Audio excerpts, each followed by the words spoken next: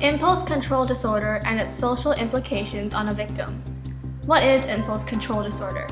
It's a form of behavior where a victim is subject and is unable to resist temptation of a specific type. We will be looking into the history of one particular form of impulse control disorder, being kleptomania, where one is unable to control their urge to steal. Back in the 19th century, kleptomania was an unfamiliar topic. Psychologists came up with reasons such as hysteria, imbecility, and menopause to describe their kleptomaniac behaviors. Later on in the 20th century, noted psychologists such as Sigmund Freud and Wilhelm Steckel linked kleptomania to social and sexual grounds. Steckel stated, "Kleptomania is a suppressed and superseded sexual desire carried out through medium of a symbol or symbolic action." In 2009, an article was published by Michael Hadier detailing a drug called naltrexone. Its purpose to fight kleptomania. Collaborators claim to have successfully used naltrexone to build addictive receptors of the brain from stealing. A total of 25 kleptomaniac men and women were tested, where half of them received naltrexone and the other half received a placebo, a false drug with the intent purpose of deceiving the patient. After the study, it shows that there was a lessening of the urge where they better able to control the behavior. However, he also said that not everyone in the study has improvement. Now let's examine a particular case study. Samantha is a middle-aged woman suffering from kleptomania. She felt tense and anxious all the time and lived in her brother's house despite his wife's evident displeasure. Her family and relatives introduced her to a man of whom she soon married, largely due to pressure from her relatives. She described her marriage as an unhappy one, where her husband constantly insulted her. Her habits to relieve tension by shopping gradually gave rise to the onset of kleptomania. Her treatment was carried out with recognition that the stealing impulse is a distortion of the patient's ability to express her primary impulse of anger, rage, and sexual drives. As treatment, she recognized her fear of expressing her anger. She became more able to express herself, threatening to divorce her husband.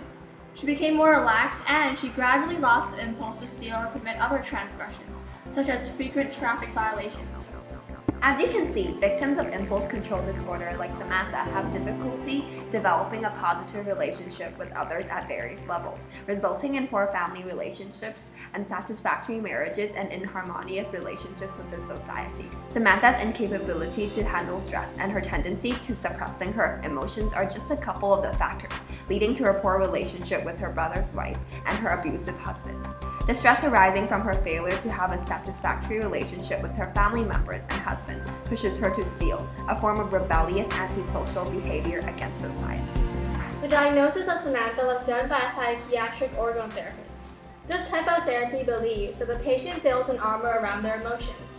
They can only be cured with their protective defense system and the normal order of energy restored in their body. In such cases, the patient is able to convey their primary and undistorted impulses the way they want to. To explain this disorder, there are multiple theories that exist. Exact causes are unknown as biological, psychological, emotional, or cultural factors are all equally influential. People with violent childhood experiences or family members with impulse control disorder are more likely to catch on as well. Another explanation would be the limbic system, the part of the brain structure that may be linked to emotions and memory functions, which controls bodily impulses.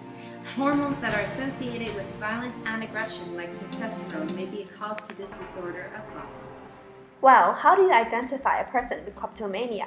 Kleptomaniacs thieve because they are unable to overcome the overwhelming urge and feel a rush of pleasure or gratification during the process of stealing. But oftentimes, their moral sense would cause them discomfort and envy. They would then feel extreme guilt and fear of being arrested after the rush, but they are unable to stop.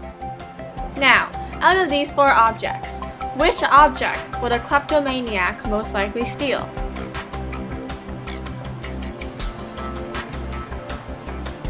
The correct answer is nail clippers. This is because a kleptomaniac tends to steal things that aren't necessary for them. To treat this, we looked into cognitive behavioral therapy.